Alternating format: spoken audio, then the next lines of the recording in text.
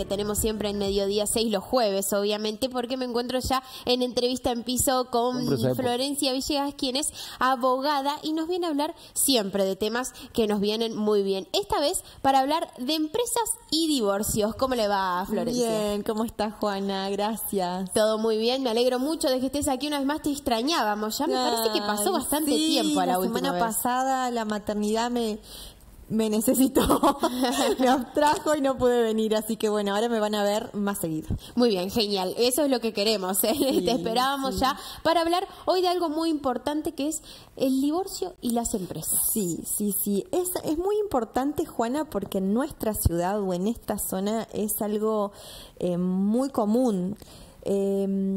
El tema de las empresas familiares dentro de esta situación de divorcio. Muchas veces se cree que cuando nosotros nos casamos y con quien nos casamos viene trayendo al matrimonio una empresa que es familiar, uno cree que al momento del divorcio, al ser un bien propio, uno cree bueno, eso le pertenece a ese cónyuge y entonces uno tiene que creer que efectivamente no forma parte de los bienes que hemos construido juntos como matrimonio y al momento del divorcio no le corresponde a uno. Pero esto no es así, Juana. En realidad, el código dice que durante el tiempo de matrimonio, todos los frutos que hubieron de esa empresa familiar, de la que tuvo, o sea, de la parte que le corresponde a ese cónyuge, por supuesto, le pertenecen a ambos. Por lo tanto, esos frutos, esas ganancias, por supuesto, las pérdidas también, eso hay que tenerlo en cuenta. Pero las ganancias de esta parte durante los años de matrimonio forman parte de los dos, o sea, son bienes gananciales. ¿Cómo se puede hacer para que esto no sea así? Simplemente antes de casarse, hoy se puede decidir si cuando estamos casados mantenemos los bienes por separados o los mantenemos juntos, o sea, como gananciales. La única forma de hacerlo es a través de esto, estableciendo de que los bienes serán propios o inclusive haciendo un contrato prenupcial en donde efectivamente se detalle esta situación y de común acuerdo se establezca esto, que no va a ser en caso de divorcio separado por igual. Pero por supuesto, Juan, ante esto es muy importante el asesoramiento con un profesional, teniendo en cuenta que nuestros hijos van a ser los principales recipitarios de esto, porque nosotras... generalmente esta es una situación en donde las mujeres a veces nos quedamos en esta situación, lamentablemente. Tenemos casos de hombres, por supuesto, porque también sucede, pero mayormente es de mujeres que no... Bueno, lo que hablamos siempre, ¿no? Cuando nos casamos, obviamente no tenemos el pensado divorciarnos y menos en malos acuerdos. Pero la importancia de, ante una propuesta como esta, tomar el asesoramiento correspondiente, saber qué es la compensación económica, por ejemplo. No hace falta, como hablábamos unos jueves atrás, llegar a instancias judiciales por este motivo, Juana. En el derecho de familia siempre nosotros podemos conciliar con la otra parte. Recién lo decía en una nota, en este caso de situaciones, cuando hay una empresa familiar, es importante, que viene por una de las partes de los cónyuges, es importante entablar siempre una conciliación, una etapa prejudicial de mediación para intentar llegar al mejor acuerdo posible. Porque judicializándolo no es positivo para ninguna de las partes.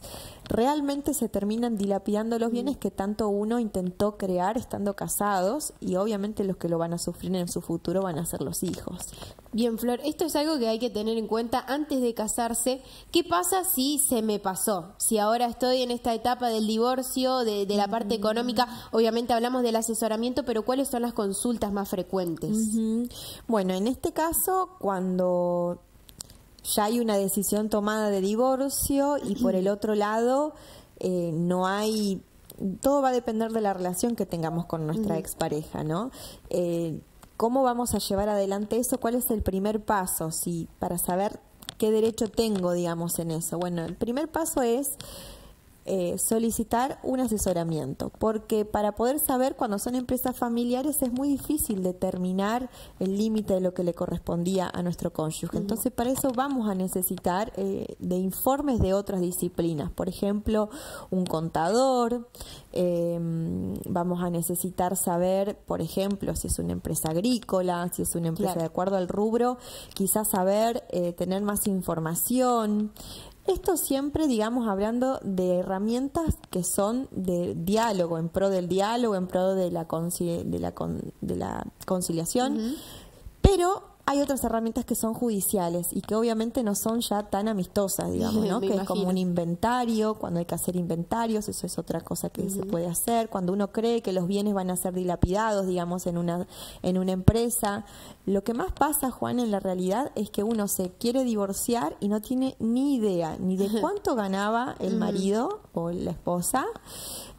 Siempre digo marido porque lamentablemente en la mayoría de los casos somos las mujeres las que nos pasa, pero no tenemos ni idea cuánto ganaba mi marido. A veces inclusive son empleados de la misma empresa familiar. No tenemos idea de qué bienes tienen, no tenemos idea de cuánto se invierte, cuántas son las pérdidas, cuánto es lo que también cuál es el acuerdo familiar que hicieron entre los que están a cargo de esa empresa familiar. No tenemos idea de nada. Entonces lo único que sabemos es que él tiene una empresa familiar y nada más. Y yo me dediqué a que los chicos coman, crezcan, vivan, a yo también viví mi vida en pos de ellos y demás, o colgué mi título y me dediqué a ellos. Y al momento del divorcio no tenemos idea de nada.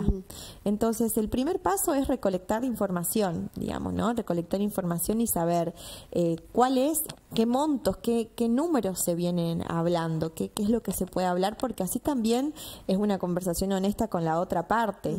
Lo mejor, obviamente, no es algo que se da muchas veces, pero lo hemos tenido en algunos casos últimamente, que los dos tengan esta conciliación y hablen en pos de llevarlo al mejor camino posible por los hijos, ¿no? Pero el primer paso es buscar información. Es buscar información y saber qué títulos existen, qué es lo que tiene esa empresa, cuál es el capital social de esa empresa, quién es el contador de la empresa, números de teléfono para tener contactos, direcciones, fechas, desde qué momento se constituyó la empresa, cómo figura en AFIP, desde qué fechas figuran así, cuál es la situación laboral o no de mi esposo, tiene recibo de sueldo o no, es socio o no, porque bueno, cada familia decide también cómo colocarlos a ellos en la sociedad. Entonces después muchas veces vemos como que hay una simulación o un fraude también. Entonces para poder ser claros con la información, bueno, cuando hay esto justamente es indispensable poder hablar con términos claros y verdaderos. Así es. Ahí, bueno, me surgen dos preguntas. Primero, la que viene más por el tema es esta, ¿no? Cuando hay algo que está un poco difícil de aclarar en los archivos de quizás de la empresa, ahí ya interviene también otra parte judicial, por ejemplo. Todo esto nosotros lo hablamos dentro de lo que es lo prejudicial, o sea, todavía sin entrar a la etapa judicial. Cuando no estamos todavía en la etapa judicial y estamos intentando negociar, los abogados, cuando vemos este tipo de situaciones, obviamente nos contactamos con la otra parte para intentar aclarar cómo es la circunstancia, porque obviamente muchas veces la empresa familiar está en juego por algunas cuestiones que nosotros mismos detectamos. Entonces, bueno, intentamos hablar con la otra parte para saber qué arreglo se puede hacer en pos de ayudar a las partes y a los hijos también en eso. Entonces, bueno, vemos la posibilidad siempre de conciliar con una compensación económica, con una división de bienes que pueda ayudar a las partes, a los hijos. Ahora, cuando ninguna de estas cosas da resultado, obviamente tenemos que iniciar la etapa judicial. Y en la etapa judicial, cuando nosotros vemos eso, hay una parte del proceso que se llama proceso a vista de causa, que se llama como iniciar la prueba, en donde ahí sí se piden peritos, inventarios de bienes. La empresa, sin que nadie avise, cae policía, los abogados caemos y hacemos todo el inventario de qué es lo que hay. Imagino esa parte nadie quiere llegar. Nadie. Entonces hay otras herramientas para hacerlo que no son lo más amistosas el mundo, digamos, ¿no? Por eso uno intenta terminar todas las herramientas prejudiciales, pero en las judiciales también las hay. Entonces uno, bueno, va caminando siempre sobre la honestidad, pero cuando vemos que hay estas situaciones, existen herramientas para también intentar, sobre todo, Juana, que la otra parte intente quedarse sin bienes o en estado de insolvencia o cambiar de nombre. Eso pasa muchísimo. A veces cuando nosotros estamos por iniciar un divorcio, la empresa cambió de nombre, cambió de titulares, cambió de domicilio, porque eso se denuncia en AFIP. Entonces después nos cuesta remontar la prueba, es más tiempo, y en el tiempo también se dilapidan bienes, se venden bienes, se ponen testaferros. Entonces, bueno, es una lucha contra el tiempo. Por eso es importante que cuando una pareja en este estado, o sea, que tiene una empresa familiar, intente buscar la ayuda al momento uno, digamos, asesorarse desde el primer momento, porque nosotros vamos a saber decirle qué es lo que sabemos que va a venir a futuro, digamos. Sabemos, nos damos cuenta ya, el abogado de familia va a saber si tenemos que tomar alguna medida ya, porque tenemos la idea de que seguro se va a intentar vender algún bien, dilapidar los bienes, declarar en insolvencia la sociedad. Es importante por eso buscar ayuda. Bien, por otro lado, que quizás es lo más cercano ahora a nuestra actualidad, el caso de los matrimonios que generaron un emprendimiento juntos, ¿no? Quizás una escala de empresa, sino que un emprendimiento, quizás en su propia casa, con ventas. Bueno, ahí, ¿cómo se hace cuando es el divorcio? ¿Es más o menos lo mismo o ya entra en juego otra parte? No, es más o menos lo mismo, pero es quizás más fácil en lo que es tema probatorio. Sigue pasando igual que cuando son emprendimientos o empresas que se constituyen después del matrimonio, porque acá la importancia viene de la fecha de matrimonio. Los bienes son gananciales desde que nos casamos. Antes, los bienes que teníamos cada uno son propios.